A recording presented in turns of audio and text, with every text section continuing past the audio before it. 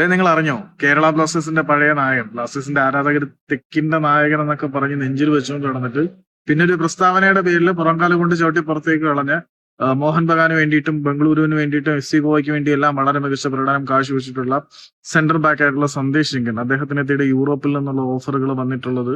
നേരത്തെ അദ്ദേഹം ഒരു ക്രൊയേഷ്യൻ ക്ലബിന് വേണ്ടി കളിക്കാൻ പോയിട്ടുണ്ടായിരുന്നു, സിഗ്നിക് എന്ന് പറയുന്നത്. പക്ഷെ അവിടെ പുള്ളിക്ക് കാര്യമായിട്ടുള്ള പെർഫോമൻസ് ഒന്നും കാഴ്ചവെക്കാൻ കഴിഞ്ഞില്ല. ചെന്നപ്പോൾ തന്നെ പുള്ളി പരിക്കിന്റെ പിടിയിൽ അകപ്പെട്ടു പോവുകയും അദ്ദേഹം വേഗം തിരികെ വരികയൊക്കെ ചെയ്തിട്ടുണ്ടായിരുന്നു. അങ്ങനെ കേരള ബ്ലാസ്റ്റേഴ്സ് വിട്ട് മോഹൻ ബഗാനിലേക്ക് പോയപ്പോൾ ആരാധകര് പുള്ളിയെ പറയാത്ത തെറികളൊന്നുമില്ലായിരുന്നു. പറഞ്ഞു വന്നതൊന്നുമല്ല, ഈ സന്ദേശ് സിംഗിന് രണ്ടിലധികം വിദേശ ക്ലബിൽ നിന്നും ഓഫർ വന്നിട്ടുണ്ടായിരുന്നു. സെർബിയൻ ടോപ്പ് ഡിവിഷൻ ക്ലബിൽ നിന്നും ജിങ്കൻ ഓഫർ വന്നിട്ടുണ്ടായിരുന്നു. അതുകൂടാതെ ഇംഗ്ലണ്ടിലെ ലോവർ ഡിവിഷൻ ക്ലബ്ബുകളിൽ നിന്നും സന്ദേശ് സിംഗിന് ഓഫറുകൾ വന്നിട്ടുണ്ടായിരുന്നു എന്ന് ഗോവയിൽ നിന്നുള്ള മാധ്യമ പ്രവർത്തകനായിട്ടുള്ള മാർക്കസ് മാർഗുലോ പറഞ്ഞിട്ടുണ്ട്.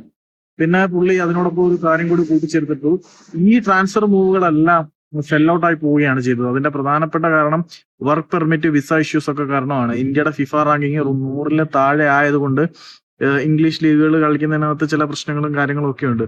അപ്പം ഓൾ ഇന്ത്യ ഫുട്ബോൾ ഫെഡറേഷന്റെയും ഇന്ത്യൻ ഫുട്ബോൾ ഭരണ സംവിധാനത്തിന്റെയും ഒക്കെ പിടിപ്പുകേട് കൊണ്ട് സന്ദേശ് സിംഗൻ എന്ന താരത്തിന് യൂറോപ്പിലെ സെർബിയയിലെ ടോപ്പ് ഡിവിഷൻ ലീഗ് ക്ലബിലും ഇംഗ്ലണ്ടിലെ ലോവർ ഡിവിഷൻ ക്ലബ്ബുകളിലും കളിക്കാനുള്ള അവസരമൊക്കെ നഷ്ടപ്പെട്ടു.